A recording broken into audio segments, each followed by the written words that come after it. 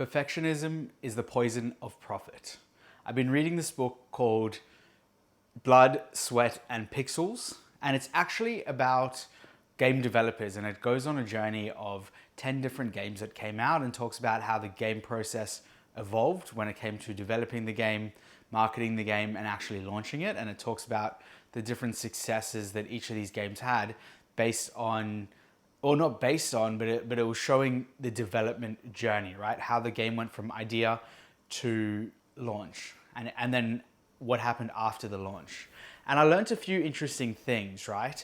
Because when you get a game, you have usually quite a finished, polished version, but you don't really see how much goes on behind the scenes to actually get games to that point. If you look at games right now, I remember I used to play Xbox and PlayStation. Actually, here's a funny story. I used to have a PlayStation 1, and then I got a PlayStation 2, and when Xbox came out, there was this kind of running joke amongst my friends that once you go from PlayStation to Xbox, you can't ever go back because the game is so realistic, right? The graphics are so good. Now, obviously, this is Xbox One. If you look at those graphics compared to what they're producing today, it's absolutely atrocious. So there's obviously been a lot of development over time.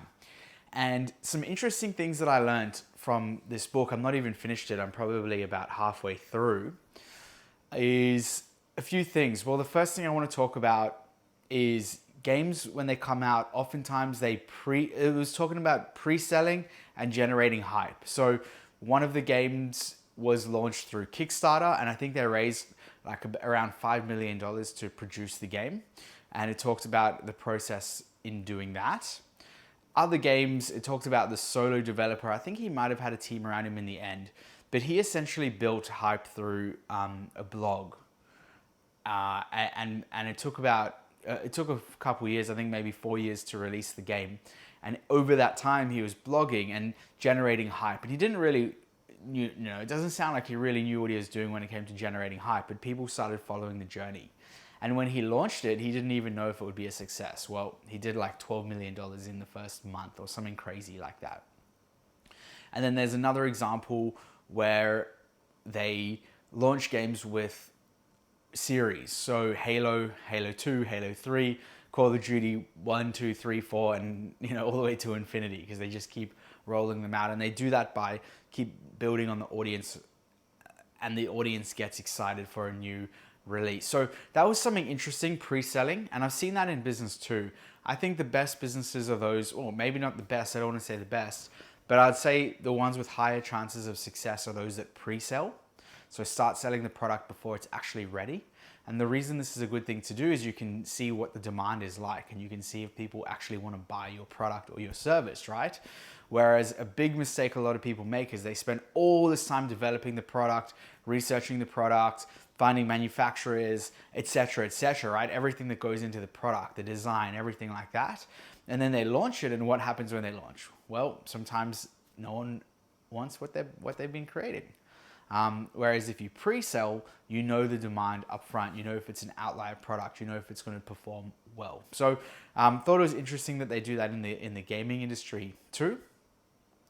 The second thing I've learned from the book when it comes to game development is there was this quote. This is on iteration. And the quote was, when games have bugs in them, right, like some sort of a glitch or something that's not working 100%, they said usually the developers know about it, but they just haven't had time to fix it because it's lower on the priority list. They're always fixing bugs, right? And that's why when games come out, sometimes you have to download a patch, which is kind of like an update. And they do that throughout the life cycle of the game. And so that was also pretty interesting. It becomes a question of when is good enough? Like, when can you actually publish the game and get it out there?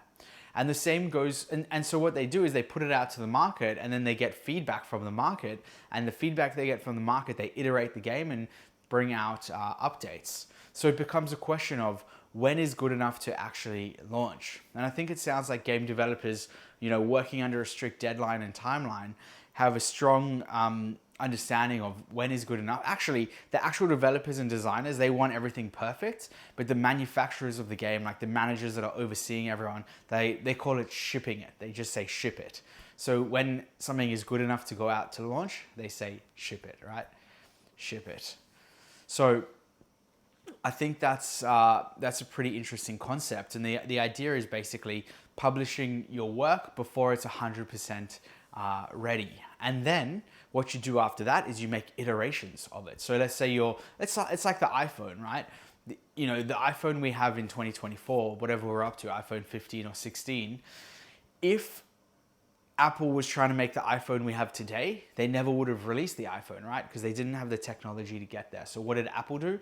They released the iPhone. Then they released the iPhone 3G, then the iPhone 4, and then the 4S, and then the 5, and the 5S, and they continued iterating and making it better and better and better over time. And that's exactly what game developers do. They release, and then they improve it over time with small updates or little updates throughout. And then at some point, they launch, if they're a successful app and a successful game, they launch the second version or the next version, right? If you're talking about Diablo is an example they give in the game. I think they were talking about the creation of Diablo 3 and then Diablo 4. So the third thing I wanted to talk about, a lesson from the book in the gaming industry is, so just in addition to number 2, it's all about feedback. So even throughout the game development process, they get feedback from the public. They get people to come and play the games. They monitor them with cameras, and they get them to play for many hours, and they look at cohorts of people. So they get a lot of people in the room, and they can see based on their facial expressions, based on feedback, they look for trends. They don't look at one particular person. But the third thing I wanted to share with you that I thought was, I don't know if it was super interesting or revolutionary, but they said the successful game launches, people that are working on the games become obsessed with the games, and they become a family working on the games together. So you don't really have people coming into work that are just there for work. They're coming in because they're really motivated by what they're doing, right? And working in a team.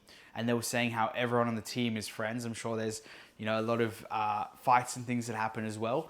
But in general, everyone's very close-knit, and there's a lot of friendships. People are always hanging out with each other, whether it's in work or outside of work, and they're putting a lot of time into the game. So that kind of just drove the point home of how and why it's so important to have a good culture in your company and in your workplace, right? You're going to produce a better result if you're a happy employee. And how are you going to become a happy employee?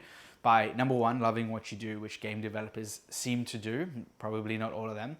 But secondly is having that culture in the workplace, having a fun environment where people get along, and you become like family. They use that example in the book of everyone is kind of like a family. And it even kind of drives the point home where many of the people they were interviewing for the book basically said that, once they made millions, like the one guy launched, I told you he did it about 12.5 million in the first month.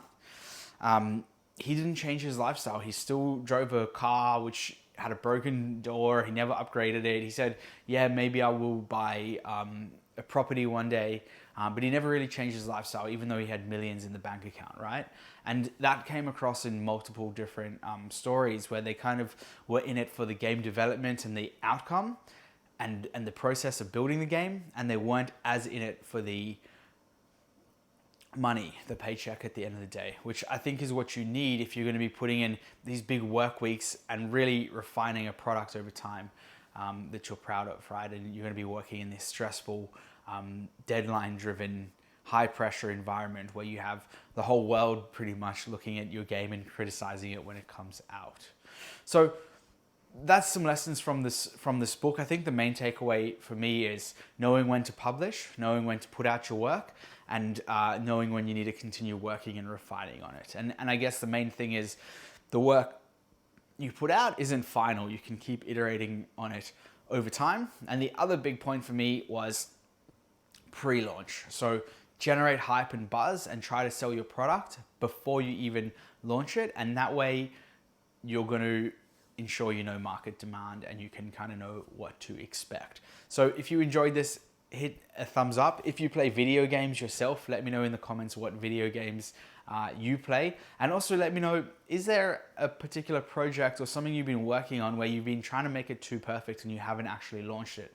And you know that maybe you should just release it, right? And get feedback from the public.